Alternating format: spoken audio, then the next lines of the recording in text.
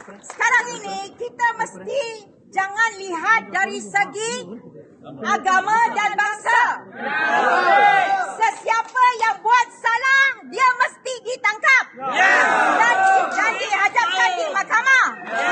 Tak kira ke dia Melayu ke dia Cina ke dia India ke, kalau dia buat seditious remarks, kita ada penuh undang-undang di dalam penal code. Tetapi kenapa segala beribu polis report yang telah dibuat oleh Shashi dan ramai lagi, sebab ini ustaz-ustaz yang kononnya ustaz banyak melemparkan tomahan dan cemohan terhadap agama Hindu. Itu sebab dia banyak Hindu yang buat report.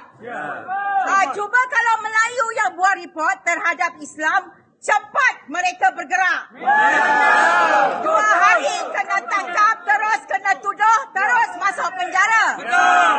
Kenapa tidak sama dijadikan kepada ustaz-ustaz ini? Okey, inilah yang melalui setiap pemikiran orang yang waras. Tak kira Melayu, Cina atau India. So kita mahu satu tindakan yang adil daripada pejabat peguam negara Malaysia. Dan kita mahu kita punya orang politik bersuara tentang ini. Betul. Mengapa mereka tidak langsung membuat apa-apa percakapan? Okey, so sementara itu, okey guys, sekarang ini kita telah cuba membuat apa yang kita boleh buat. Saya harap semua kita bersabar dan lihat apa tindakan AGC dan juga tindakan orang-orang politik kita. Terima kasih.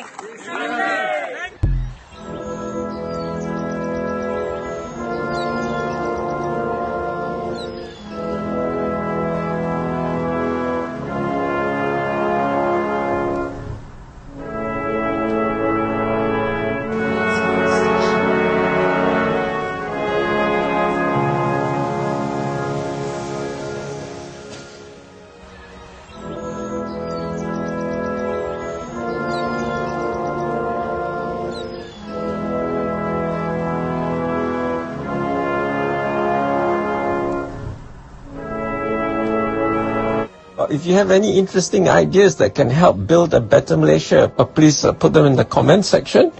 And if you haven't subscribed, do subscribe. The subscription is free. You don't have to pay money. And we don't, YouTube doesn't give us your information. So there's no list of subscribers. I just know the number of subscribers, but no information about who the subscribers are. And we are not monetized, so there's no advertisements. When you click on our videos, you straight away watch our videos. You don't have to see annoying ads. Anyway, now please subscribe if you haven't done so, and please share our videos far and wide. Terima kasih. Wassalam.